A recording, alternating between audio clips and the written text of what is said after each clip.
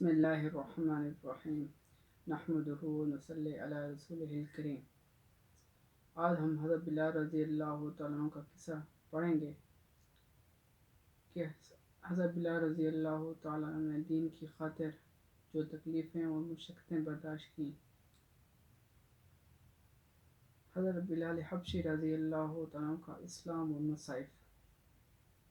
حضرت بلال حبشی رضی اللہ تعالیٰ عنہ مشہور صحابی ہیں جو مسجد نبی کے ہمیشہ مؤذن رہے۔ شروع میں ایک کافر کے غلام تھے، اسلام لے آئے جس کی وجہ سے طرح طرح کی تکلیفیں دی جاتی تھی۔ امیہ بن خلف جو مسلمانوں کا سخت دشمن تھا، ان کو سخت گرمی میں دوپہر کے وقت تپتی ہوئی ریت پر سیدھا لٹا کر ان کے سینے پر پتھر کی بڑی چٹان رکھ دیتا تھا تاکہ وہ حرکت نہ کر سکے، اور کہتا تھا کہ یا اس حال میں مر جائے اور زندگی چاہے تو اسلام سے ہٹ جائے، مگر وہ اس حالت میں بھی احد احد کہتے تھے، یعنی معبود ایک ہی ہے۔ رات کو زنجیروں میں باندھ کر کوڑے لگائے جاتے اور اگلے دن ان زخموں کو گرم زمین پر ڈال کر اور زیادہ زخمی کیا جاتا تاکہ بیقرار ہو کر اسلام سے ہٹ جائیں یا تڑپ تڑپ کر مر جائیں۔ عذاب دینے والا اکتا جاتا، کبھی ابو جہل کا نمبر آتا، کبھی امیہ بن خلف کا، کبھی اوروں کا، اور ہر شخص اس کی کوشش کرتا کہ تکلیف دینے میں زور ختم کر دے۔ حضرت ابوبکر صدیق رضی اللہ تعالیٰ عنہ نے اس حالت میں دیکھا تو ان کو خرید کر آزاد فرما دیا۔ چونکہ عرب کے بت پرست اپنے بتوں کو بھی معبود کہتے تھے، اس لیے ان کے مقابلے میں اسلام کی تعلیم توحید کی تھی، جس کی وجہ سے حضرت بلال رضی اللہ تعالیٰ عنہ کی زبان پر ایک ہی ایک کا ورد تھا۔ یہ تعلق اور عشق کی بات ہے۔ ہم جھوٹی محبتوں میں دیکھتے ہیں کہ جس سے محبت ہو جاتی ہے اس کا نام لینے میں لطف آتا ہے، بے فائدہ اس کو رٹا جاتا ہے، تو اللہ کی محبت کا کیا کہنا جو دین اور دنیا دونوں جگہ کام آنے والی ہے۔ یہی وجہ ہے کہ حضرت بلال رضی اللہ تعالیٰ عنہ کو ہر طرح سے ستایا جاتا تھا، سخت سے سخت تکلیفیں پہنچائی جاتی تھی۔ مکہ کے لڑکوں کے حوالے کر دیا جاتا کہ ان کو گلی کوچوں میں چکر دیتے پھریں، اور یہ تھے کہ ایک ہی ایک ہے کہ رٹ لگاتے تھے۔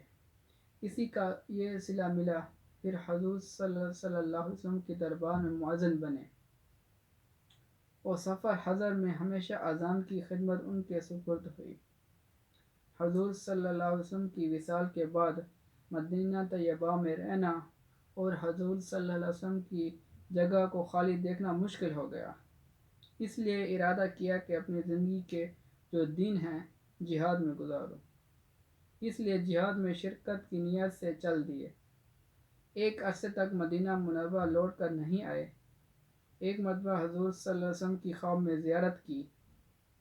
حضور صلی اللہ علیہ وسلم نے فرمایا کہ بلال، یہ کیا ظلم ہے، ہمارے پاس کبھی نہیں آتے، تو آنکھ کھلنے پر مدینہ طیبہ حاضر ہوئے۔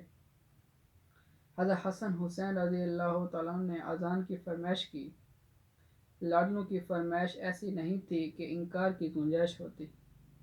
اذان کہنا شروع کی اور مدینہ میں حضور صلی اللہ علیہ وسلم کے زمانے کی اذان کانوں میں پڑھ کر قرآن مچ گیا۔ عورتیں تک روتی ہوئی گھر سے نکل پڑیں۔ چند روز قیام کے بعد 20 ہجری کے قریب دمشق میں وصال ہوا۔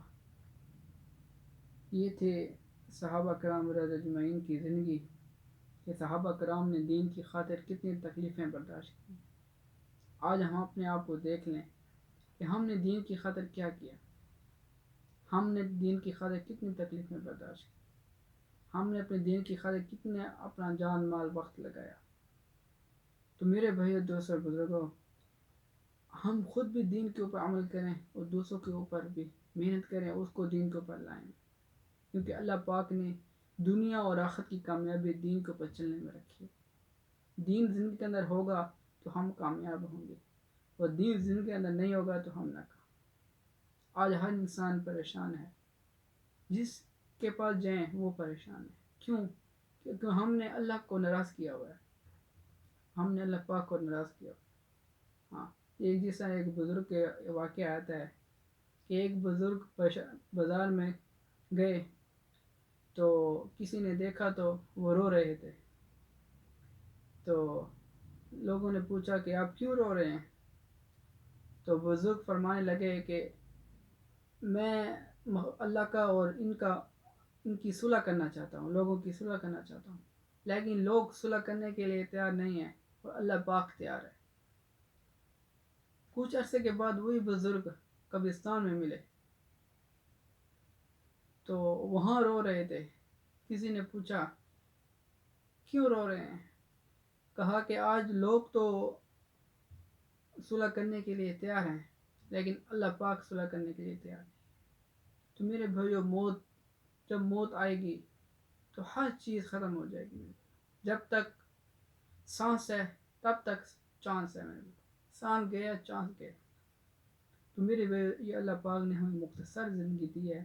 اس مختصر زندگی کے اندر ہم اللہ پاک کو راضی کر لیں، اللہ کے احکامات، اللہ کے حکم کے مطابق زندگی گزار لیں. پھر اس کے بعد اللہ جل شانہ نے جو ہمارے لیے جنت بنائی ہے ہم تصور بھی نہیں کر سکتے.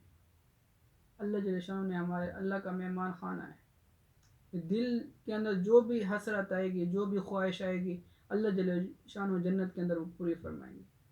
دودھ کی نہریں ہوں گی، شراب کی نہریں ہوں گی. ہاں میرے بھائی دوستو، اللہ پاک دنیا کی ہر نعمت جنت کے اندر عطا فرمائیں گے.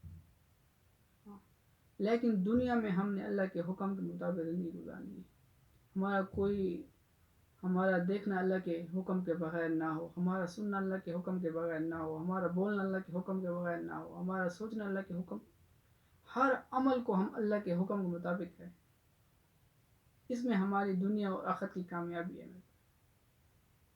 تو انشاءاللہ میرا بھی ارادہ ہے، آپ بھی ارادہ کریں کہ خود بھی نیک اعمال کرنے ہیں، دوسروں کو بھی اس کے پر لانا ہے. ہم اپنی زندگی کا مقصد بنائیں. زندگی کا مقصد بنائیں. تو انشاءاللہ میرا بھی ارادہ ہے، آپ بھی ارادہ کریں. جو کچھ پڑھا ہے سننا ہے، اللہ جل شانہ ہمیں اس کو عمل کرنے کی توفیق عطا فرمائے اور دوسرے لوگوں تک پہنچانے کی توفیق عطا فرمائے. الحمدللہ رب العالمین، لا الہ الا اللہ وحدہ لا شریک لہ احد الصمد لم يلد ولم يولد ولم يكن له كفوا احد. ربنا ظلمنا انفسنا وان لم تغفر لنا وترحمنا لنكن من الخاسرين. ربنا آتنا في الدنيا حسنة وفي الآخرة حسنة وقنا عذاب النار. اللهم اغفر لي وللمؤمنين والمؤمنات والمسلمين والمسلمات. لا إله إلا أنت سبحانك إني كنت من الظالمين. لا إله إلا أنت سبحانك إني كنت من الظالمين. استغفر الله استغفر الله استغفر الله. صلى الله تعالى على خير خلق محمد أجمعين برحمتك. آمين.